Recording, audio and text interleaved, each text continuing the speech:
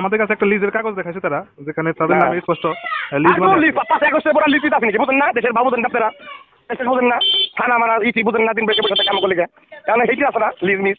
ও থাকা পারবো না, ও যেহেতু সাংবাদিক পাঠাইছে আমার কাছে, ওর বন্ধু থাকা, আমি আপনি সাংবাদিক গ্রাফে বলে দিলাম, আমার রেকর্ড করে রাখেন। আমার কাছে বলে আমাদের শুনে আমাদের রেকর্ড করে, আপনি আমার চেনেন নামি কেনা। আসসালাম। শিমুল ভাই বলছেন? হ্যাঁ বলছিলাম। ঢাকা জেলা ধামরাই থানা মৌজা দিলদা খতিয়ান নং 1024 দাগ নং 706 যে পুকুরে মৎস্য খামার প্রকল্পে আপনি সাইনবোর্ড দিয়েছেন। এটা তো সরকারি জায়গা, এটা লিজ নিয়েছেন কিনা বা কি সূত্রে এটা আপনারা সাইনবোর্ড দিলেন, এটা সাক্ষাৎকার দিন। সাইনবোর্ডটা কার কার নামে আছে? নুরুল ইসলাম, অ্যাডভোকেট মাহফুজুর রহমান শিমুল, আলাউদ্দিন, আব্দুল লতিফ খান সহ 15 জন। আচ্ছা, তাইলে ওই যে ওই সভাপতি নুরুল ইসলাম হামিদ, ওনার সাথে যোগাযোগ করেন, উনি এলাকায় আছে, ওনার সাথে যোগাযোগ করেন। আমি তো ওটার ব্যাপারে আমি যাইনি ওইখানে, ওই স্পটও যাইনি, আমি জানিও না। ঠিক আছে, আপনি কথা বলেন সভাপতির সাথে। ওইখানকার এলাকাবাসী তো আপনার নামে বললো যে আপনার নেতৃত্বে নাকি এগুলো হয়েছে। না, এলাকাতে বল। আসসালামু আলাইকুম ওয়া রাহমাতুল্লাহি ওয়া বারাকাতুহু। প্রিয় দর্শক, 5 আগস্টে সরকার পতনের পর বিএনপির প্রতি একটা মানুষের আস্থা ছিল যে এখন যদি বিএনপি ক্ষমতায় যায় তাহলে হয়তো বাংলাদেশটা ভালোভাবে চলবে। কিন্তু বর্তমানে যে বিএনপি কাজকর্মগুলো করতেছেন, এই কাজকর্মগুলো করার কারণে অনেকটাই পিছিয়ে যাচ্ছে বিএনপি। কারণ হচ্ছে তারা এখন বর্তমানে ওয়াজ মাহফিলে বাধা দিচ্ছেন এবং সোশ্যাল মিডিয়ার সাংবাদিককে ফোন করে ভয়ঙ্কর হুমকি দিচ্ছেন।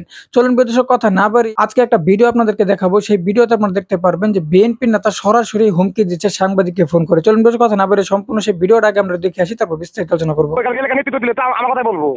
আর ও কারণ আমার বলবো এই কারণ যত গেলে যত ঝামেলা হয়, সব ঝামেলা নিষ্পত্তি কোনো লাগে আমারই, বুঝেন নাই? আর যার পুকুরে অনেক গেছে, প্রতিটা লোকই বিএনপি সংগঠনের সাথে জড়িত আছে, তারা ওর প্রেসিডেন্ট আছে, ওয়ার্ডের প্রেসিডেন্ট আছে, তাদের সাথে কথা বলেন, আমি তো বাইরে আছি। এটা কি লিজ নতুন করে নেওয়া হয়েছিল কিনা, আপনার কাছে কোনো তথ্য আছে কিনা এই বিষয়ে? এখানে আমাদের পার্টির সভাপতি আছে, উনি বিস্তারিত সাইনবোর্ড দিচ্ছে, ওনার সাথে কথা বলে আপনি ক্লিয়ার হবেন। এটা কি পার্টিগতভাবে সাইনবোর্ড দেওয়া হয়েছে নাকি? এটা তাই তো, বিএনপি লোকজন কাছে কিসের লেগে, পার্টি ছাড়া দরকার নাই। এবার তো আওয়ামী লীগের লোক, আর যে দলে ছিল সে আওয়ামী লীগের মজিবর 1 নম্বর ওয়ার্ড আওয়ামী লীগের সভাপতি, মানুষের জ্বালিয়ে পরে খাইছে, একাধিক মামলা দিচ্ছে মানুষের, বুঝছেন? সে কি জোর করে খাইতো নাকি লিজ নিয়ে খাইতো? এটা জোর করে খাইতো, বহুত মাটি দখল করতে, অনেক ভূমি দস্যু, তার নামে একাধিক মামলা আছে, দেখেন অনেক, তার নামে অনেক অভিযোগ আছে। খালি এটা না, এটা ছাড়া অনেক কিছু করছে, বহুত জমি জমা মাইসের মাটি এগুলো বিক্রি করে দিচ্ছে। আর আমার কথা বলছে কে যে সে আইছে ওই ওই স্থানীয় লোকজন না, আপনি গেছেন তা বলে নাই, বলছে যে আমি তো যাইনি, কি হয়েছে যারা আছে আপনার সাথে নাকি রাজনীতি করে সবাই। হ্যাঁ অবশ্যই, আমি আমি আমি বিএনপি সেক্রেটারি সভাপতি তো আমার সাথে রাজনীতি করবো, সাংগঠনিক আমার সাথে করবো, ওয়ার্ড বিএনপি সভাপতি আমার সাথে করবো, ঠিক আছে? আমি বিগত দিনে চেয়ারম্যান নির্বাচন করছি, আগামী আমি চেয়ারম্যান নির্বাচন করুম দলে থেকে, আমার নীতি থাকুন এই কারণেই তো। আর আপনাকে যারা পাঠাইছে কেরা তাও তো আমরা বুঝতেছি।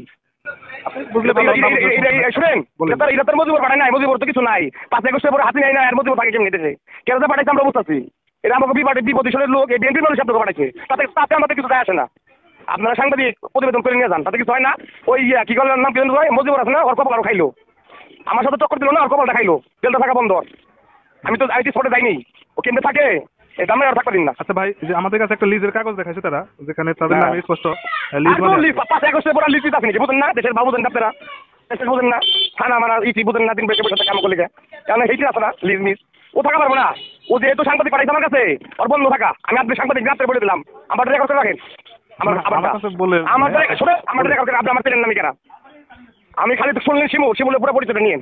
শিমুল কি, আমি তো কোর্টে আছি ভাই, আপনাদের দেখা করতে পারলাম না, দেখা করুন চেম্বারে এসে ফোন নাইছি এক সময়। আপনি যদি ওর কপালটা উই খাইলো, ও দেলা থাকা পারবো না। আপনি রেকর্ড করেন, জামাতে তাই করেন, ওরা তাতে শিমুলে যায় আসে না। 16 বছর বিএনপি করছি, 9টা মামলা খাইছি, তারপর ওর সাদা হয়েছে, বুঝলেন না কথাটা? এই আওয়ামী লীগের টার্মে বিএনপি করে বহুত এক শিকার আছে, বহুত ও 1 নম্বর ওয়ার্ডের সভাপতি এখনো থাকে দেশে, ও থাকা পারবো না, একটু বড় অর্ডার দিতে দিচ্ছেন পোলাপান্ডে এমনি থাকে। আর ওরা যারা ওই বিএনপির দালালরা, যারা 16 বছর করছে আওয়ামী লীগের সাথে মিলে বিএনপির দালালি করতেছে, দালাল ছুটাইতেছেন, এরা পাঠায় আমার বিপক্ষে সাংবাদিক, তারা পুলিশ আসে না, সাংবাদিক পাঠায়। ঠিক আছে ভাই, ধন্যবাদ ভাই। শিমুল ভাই, হ্যাঁ বলেন। এখানে তো কেউ পাঠানোর বিষয় না, ওই সাইনবোর্ডে যদি আপনার নাম না থাকতো তাহলে তো আপনাকে ফোন দিতাম না।